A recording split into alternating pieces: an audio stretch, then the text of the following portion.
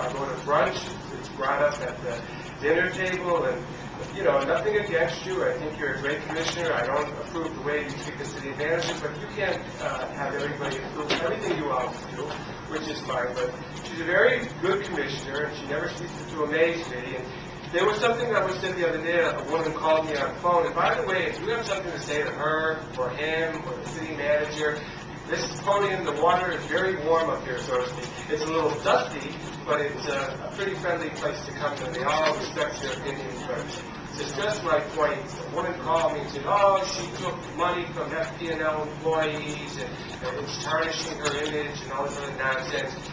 I called the ethics board, Charlotte, and I know you don't mind. I've talked to them before. And they told me she did nothing wrong. She took money.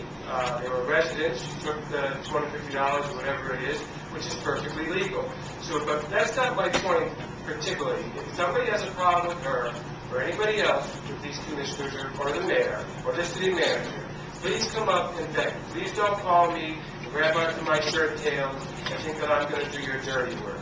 You know, Mrs. Rodstrom, I threw you under the bus politically, so to speak, last week, and this week picking you up off the curb. And, you know, I would think you would be, well, I'll keep it brief because y'all want to get home, but I would think that you would be happy. There's no answers or buts. I figured you'd want a conflict resolution with the city manager after the reaction September 1st. I figured you'd be happy to take me up on the offer with a conflict resolution hearing. I've always had those, and I've always come out smelling like a rose in a conflict resolution meeting. But you know what? You know, I know there's animosity there. I know you two don't get along. But, you know, we just wrap up on the yeah, give me another 30 seconds, sir. Give everybody else all the latitude.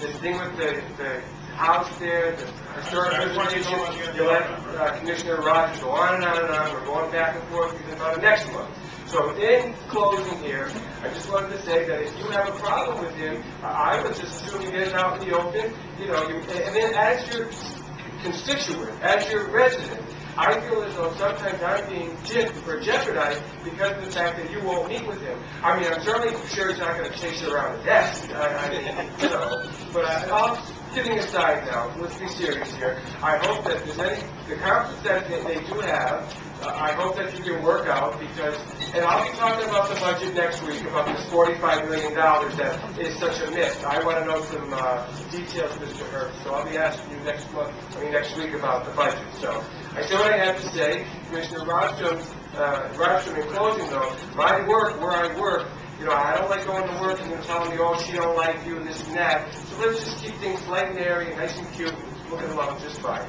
So, thank you.